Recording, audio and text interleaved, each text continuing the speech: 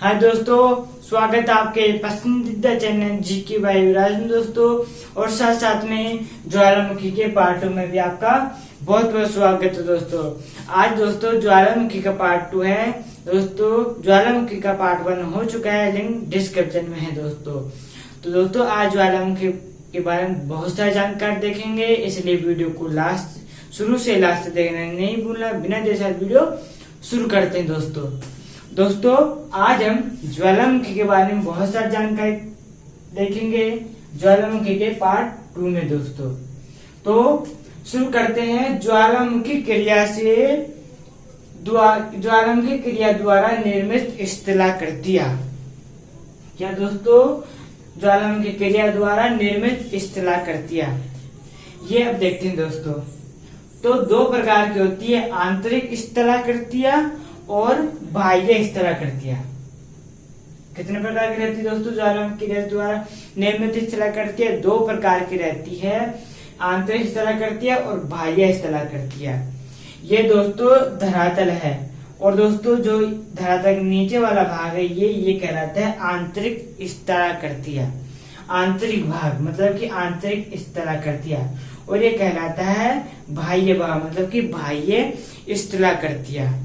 तो दोनों ही देखेंगे हम, आंतरिक और बाह्य दोनों स्थलाकृतियां देखेंगे। तो उससे पहले हम आंतरिक स्थलाकृतियां देखेंगे। तो आंतरिक स्थलाकृतियां होती क्या है दोस्तों?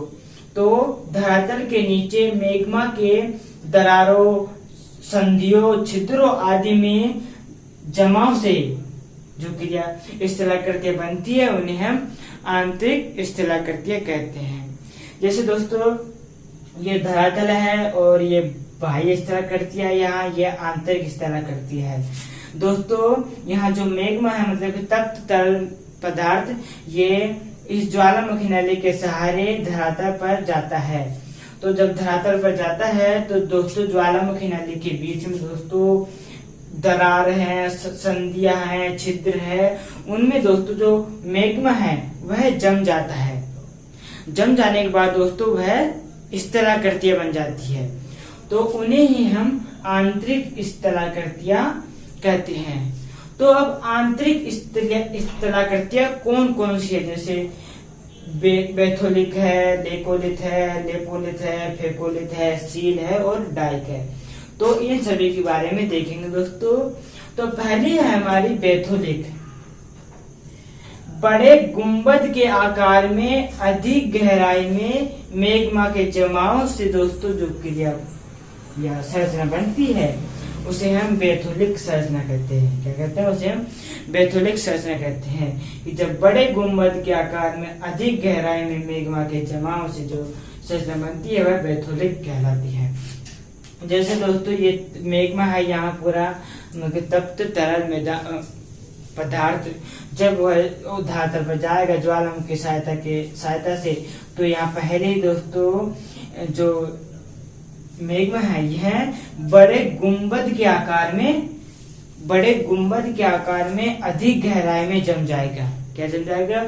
बड़ी गुंबद के आकार में, गुंबद है, गुंबद के आकार में अधिक गहराई में जम जाएगा। तो उस क्रिया को हम बैथोलिक कहेंगे। क्या कहेंगे? मतलब कि उस संरचना को हम बैथोलिक संरचना कहेंगे दोस्तों।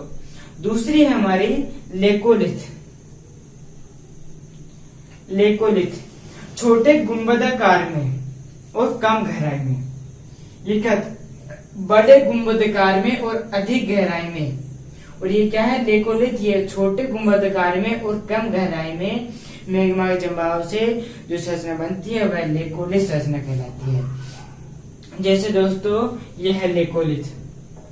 दोस्तों ये ज्वालामुखी जो मैग्मा जब ज्वालामुखी नली के साथ जाता है तो यहाँ दोस्तों यहाँ छोटे गुंबदाकार में जम जाता है।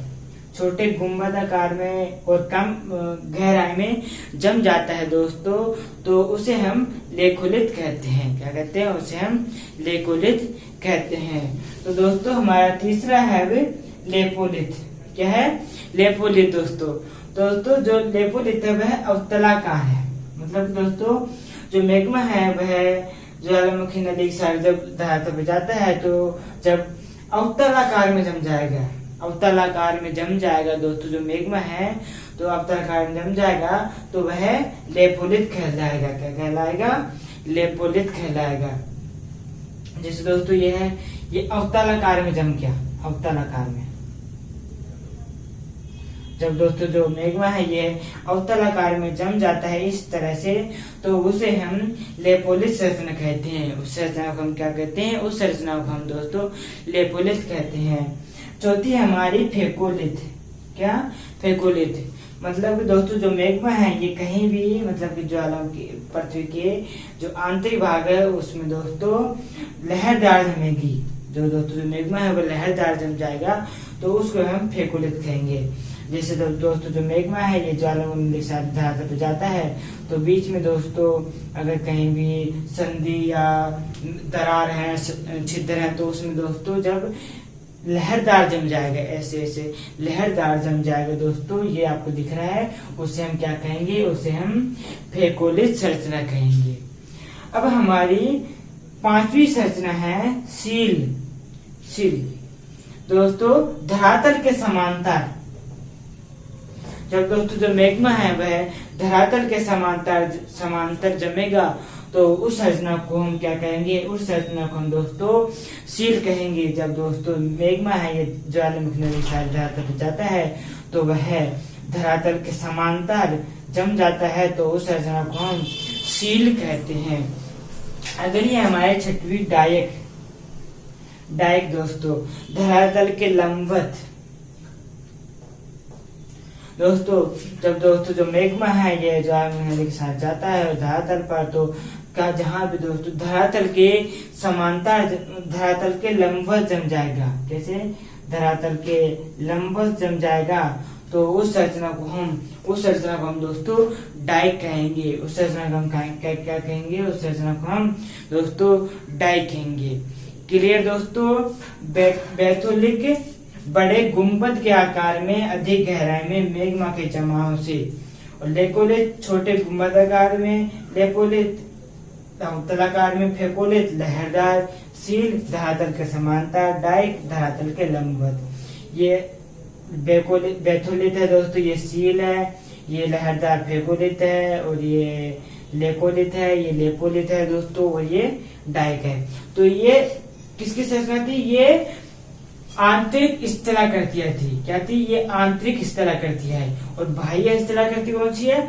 जो यहाँ होगी बाहर, पृथ्वी ये धरातल है और धरातल के नीचे आंतरिक स्थलाकृतियां, और धरातल के ऊपर मतलब बाहर तो वो बाह्य स्थलाकृतियां। तो दोस्तों आपको समझ में आ गया होगा आंतरिक स्थलाकृतियां कौन कौन सी है? बैथोलिक, लेकोलिथ, लेपोलिथ, फेकोलिथ, सील और डाइक। समझ में आ गया दोस्तों? तो आंतरिक स्थलाकृतियां क्या होती है? धरातल के नीचे मेग्मा के दरारों, संधि और छिद्रों आदि में जमाव से जो क्रिया बनती है उसे हम आंतरिक स्थलाकृतियां कहते हैं। तो ज्वालामुखी क्रिया द्वारा निर्मित स्थलाकृतियां दो प्रकार की होती है दोस्तों, आंतरिक स्थलाकृतियां और बाह्य स्थलाकृतियां। क्लियर दोस्तों?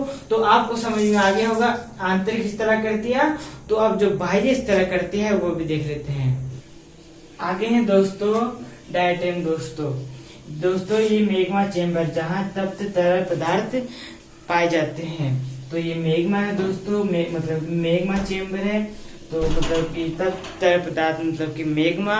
तो दोस्तों जब मेग्मा ज्वालामुखी नदी से धरातल पर जाता है तो ये ज्वालामुखी नदी है, ज्वालामुखी नदी के ऊपरी सिरे पर दोस्तों एक छिद्र है जिसे हम वीवर कहते हैं। उस छिद्र से दोस्तों मेग्मा धरातल पर पहुंचता है उसे निकलते हुए।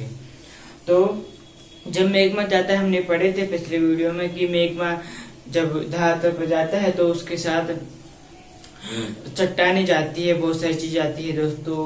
तो देखिए चट्टाने, बड़े चट्टान के बड़े टुकड़े, चट्टान के छोटे टुकड़े दोस्तों, तो इस छिद्र में फंस जाते हैं। क्या होते हैं दोस्तों? इस छिद्र में जो टुकड़े हैं दोस्तों वो इस छिद्र में फंस जाते हैं। तो फिर जो मेग्मा है वह धरातल पर नहीं पहुंच पाता है, तो इस नली में फंस जाता है। जो ज्वालामुखी नदी दोस्तों उसी में दोस्तों जो मेग्मा है ये फंस जाता है, धरातल पर नहीं पहुंचता है। तो जब इस छिद्र में फंसेगा दोस्तों लावा, जो मैग्मा है दोस्तों इस छिद्र में फंसेगा तो उसे हम ज्वालामुखी फलक कहेंगे। क्या कहेंगे? उसे हम दोस्तों ज्वालामुखी फलक कहेंगे। जब जो मैग्मा है ये इस छिद्र में फंसेगा तो इसे हम क्या कहेंगे? ज्वालामुखी फलक कहेंगे। और दोस्तों जब इस छिद्र में फंसेगा तो जो मैग्मा है ये ऊपर धरातल पर नहीं जा पाएगा, तो इस जो ज्वालामुखी नली है उसमें भी फंस के रह जाएगा, मतलब ज्वालामुखी नली में भी पूरा फंस जाएगा, तो उसे हम ज्वालामुखी ग्रीवा कहेंगे। क्या कहेंगे? उसे हम दोस्तों ज्वालामुखी ग्रीवा कहेंगे। क्लियर दोस्तों?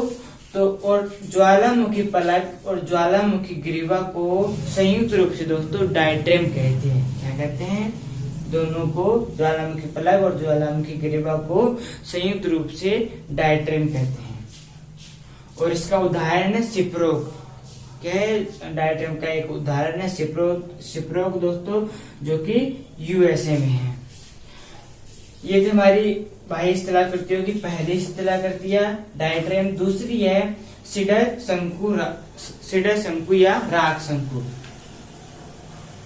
सीडर शंकु या राग शंकु तो कम ऊंचाई पर शंकु के आकार में लावा का जमाव क्या कहलाता है? सीडर शंकु या राग शंकु।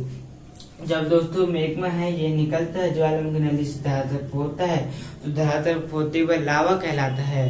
तो दोस्तों जो लावा है ये कम ऊंचाई पर शंकु के आकार में जम जाता है, तो उसे हम सीडर शंकु या राग शंकु कहते हैं। सीडर शंकु या राग शंकु का उदाहरण है दोस्तों पेराक्यूटिन पर्वत दोस्तों, जो कि मेक्सिको में है। पेराक्यूटिन पर्वत ये सीडर शंकु का उदाहरण है। दूसरा जोरल्लो पर्वत दोस्तों, जो कि ये भी मेक्सिको में ही है, ये भी सीडर शंकु का उदाहरण है। तीसरा है लुजोन द्वीप दोस्तों। लुजोन द्वीप ये फिलीपींस में है दोस्तों, जो कि सीडर शंकु का उदाहरण है। तो पेराक्यूटिन पर्वत, जोरल पर्वत, लुजोन पर्वत, ये लुजोन द्वीप क्या है? ये लुजोन द्वीप है। ये सभी क्या है? सीडर शंकु के उदाहरण है। तो आपको समझ में आ गया होगा दोस्तों डायट्रेम और सीडर शंकु या राग शंकु ये क्या है? ये दोनों बाह्य स्थलाकृतियां है। आगे दोस्तों लावा शंकु। दोस्तों लावा शंकु दो प्रकार के होते हैं, अम्लीय लावा शंकु और क्षारीय लावा शंकु। अम्लीय लावा शंकु जिसमें सिलिका की मात्रा अधिक होगी दोस्तों वह कहलाता है अम्लीय लावा शंकु, जिसमें सिलिका की मात्रा अधिक होती है। इसका उदाहरण है दोस्तों स्ट्राम्बोली। स्ट्राम्बोली तो अम्लीय लावा शंकु का उदाहरण है। अम्लीय लावा शंकु क्या होता है? जिसमें सिलिका की मात्रा अधिक हो। और क्षारीय लावा शंकु जिसमें सिलिका की मात्रा कम हो, जिसमें सिलिका की मात्रा कम हो तो वह क्षारीय लावा शंकु कहलाता है। क्षारीय लावा शंकु का उदाहरण है दोस्तों मोना लाओ। क्या है? मोना लाओ ये क्षारीय लावा शंकु का उदाहरण है, और जिसमें सिलिका की मात्रा कम होगी वह क्षारीय लावा शंकु कहलाता है। क्लियर दोस्तों?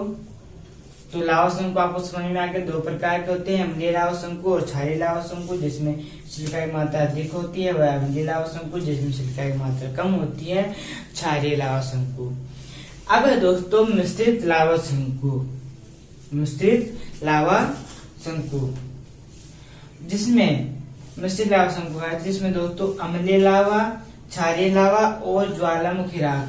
अम्लीय लावा, क्षारीय लावा और ज्वालामुखी राग ये तीनों रहेंगे। तो जिसमें तीनों मिश्रित होंगे तो उसे हम मिश्रित लावा शंकु कहेंगे। जिसमें अम्लीय लावा, क्षारीय लावा और ज्वालामुखी राग तीनों मिले होंगे, मतलब कि मिश्रित होंगे, तो उन्हें मिश्रित लावा शंकु कहेंगे। इसके उदाहरण दोस्तों फ्यूजियामा दोस्तों, जो कि जापान में है, और दूसरा मेयान दोस्तों, जो कि फिलीपींस में है। ये दोनों फ्यूजियामा और मेयान ये दोनों मिश्रित लावा शंकु के उदाहरण है दोस्तों। तो आपको समझ में आ गया होगा दोस्तों लावा शंकु और मिश्रित लावा शंकु। दोस्तों मैंने पहले ही लिख दिया हूं ताकि आपका टाइम बर्बाद ना हो दोस्तों। अगला है क्रेटर। दोस्तों ये तप्त तरल पदार्थ दोस्तों जिन्हें हम मैग्मा कहते हैं। तो तो दोस्तों जो मैग्मा है यह ज्वालामुखी नली के सहारे धरातल पर जाता है। तो जब धरातल पर पहुंचता है तो वह धरातल पर पहुंचते ही वह लावा कहलाता है। तो दोस्तों जब जो लावा है यह धरातल पर जम जाता है तो किस आकृति में जमेगा? ज्वालामुखी शंकु की आकृति में जम जाएगा दोस्तों, शंकु की आकृति में जम जाएगा। इसे हम क्या कहेंगे? इसे हम ज्वालामुखी शंकु कहेंगे दोस्तों। तो दोस्तों ये ज्वालामुखी शंकु है, मतलब कि जो लावा है ये ज्वालामुखी शंकु के टाइप में जम जाएगा। तो जो ज्वालामुखी शंकु है इसके ऊपरी भाग पर दबाव पड़ेगा। जब ज्वालामुखी शंकु के ऊपरी भाग पर दबाव पड़ेगा तो यहाँ गर्त बन जाएगा, मतलब कि इस तरह की आकृति बन जाएगी, यहाँ गर्त बन जाएगा दोस्तों। तो यहाँ गर्त बन जाएगा तो उसे ही हम दोस्तों क्या कहते हैं? उसे ही हम दोस्तों क्रेटर कहते हैं। क्लियर दोस्तों? क्रेटर का उदाहरण है लोनार झील दोस्तों, जो कि महाराष्ट्र में है, और दूसरी पुष्कर झील दोस्तों जो कि हमारे राजस्थान में है। क्लियर दोस्तों? क्रेटर समझ में आ गया कि जब जो मैग्मा है ये ज्वालामुखी नली के सहारे धरातल पर जाता है तो लावा कहलाता है। जो लावा है जम जाता है, ज्वालामुखी शंकु कहलाता है। ज्वालामुखी शंकु के ऊपरी भाग पर दबाव पड़ता है तो गर्त बन जाता है, उसे हम क्रेटर कहते हैं। इसका उदाहरण है लोनार झील महाराष्ट्र में है, पुष्कर झील राजस्थान में है। अगला है कोल्डर। कोल्डर दोस्तों क्रेटर का बड़ा रूप। क्रेटर का बड़ा रूप कहलाता है दोस्तों, क्रेटर का बड़ा रूप कहलाता है कोल्डर। कोल्डर का उदाहरण है ओसा कोल्डर। ओसा कोल्डर दोस्तों जो ओसा कोल्डर ये जापान में है, यह कोल्डर का उदाहरण है ओसा कोल्डर। तो क्रेटर का बड़ा रूप कहलाता है कोल्डर। क्लियर दोस्तों? अब है सुपर कोल्डर। सुपर कोल्डर तो कोल्डर का बड़ा रूप।